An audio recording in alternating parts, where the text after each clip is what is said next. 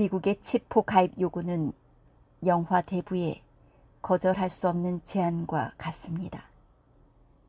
미중 패권 경쟁으로 인하여 인류 역사상 처음으로 과학기술이 정치 외교와 연계되는 과학기술 안보 시대가 열렸습니다. 한국도 선택을 해야만 하는 상황이 늘어나고 있습니다. 미국의 국가 서열 3위 낸시 펠로시 하원 의장이 대만에 이어서 우리나라에 왔고 마지막으로 일본을 방문한다고 합니다. 이번 방문의 가장 큰 목적은 방문 순서대로 마지막 3국이 대만, 한국, 일본이라는 데서 찾을 수 있습니다.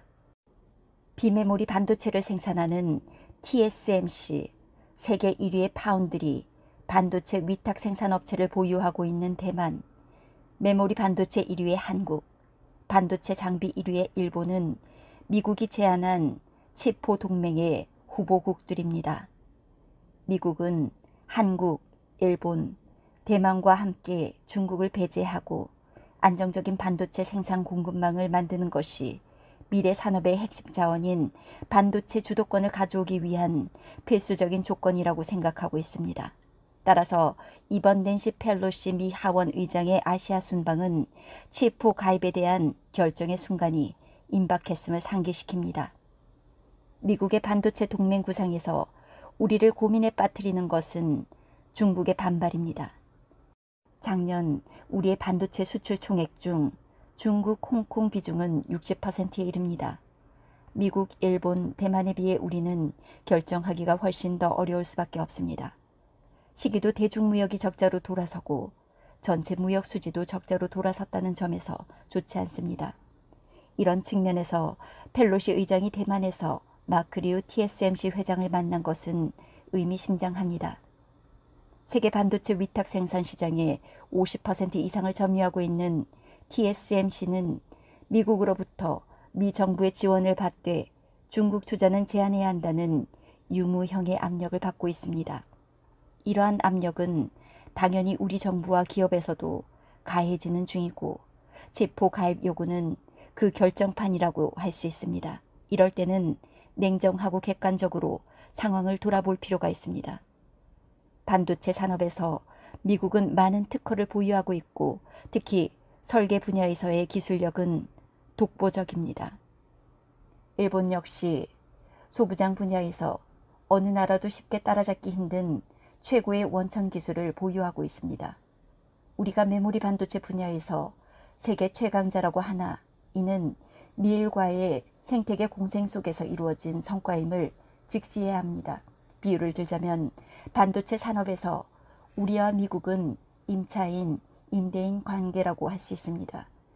미국이 건물주라면 우리는 그 건물에 입주해 장사를 하는 구조입니다. 이런 상황에서 임대료를 턱없이 높이거나 아예 나가라는 식으로 나오면 우리의 반도체 산업은 근본부터 무너질 수밖에 없습니다.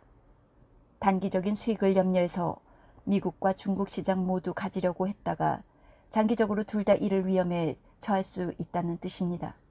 미국 영화 대부에 나오는 대사처럼 치포는 우리에게 거절할 수 없는 제안과 같은 것이라고 판단합니다.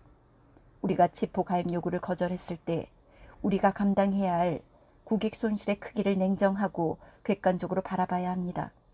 치포 가입 시 중국 수출의 감소로 경제적 타격이 예상되는 건 분명합니다.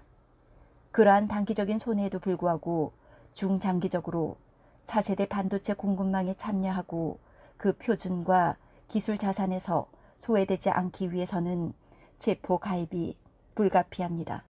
따라서 미국과 중국을 동시에 만족시킬 수 있는 기적적인 해법이 나오지 않는 한 우리는 미국의 요구를 들어주되 최대한 실리를 취하고 부작용을 최소화하는 대응책을 마련하는 데 역량을 집중해야 할 때라고 생각합니다.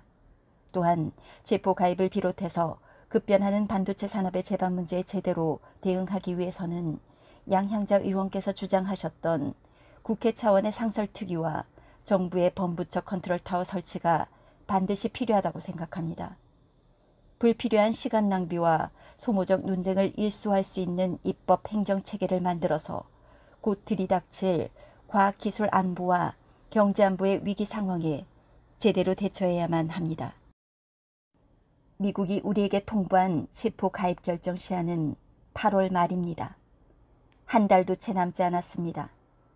지금 이 순간에도 시간은 빠르게 흘러가고 있습니다. 더 이상 반도체 전략 수립은 기업에만 맡길 일이 아닙니다. 이럴 때일수록 정부와 정치권은 제 역할과 기능을 회복해야만 합니다.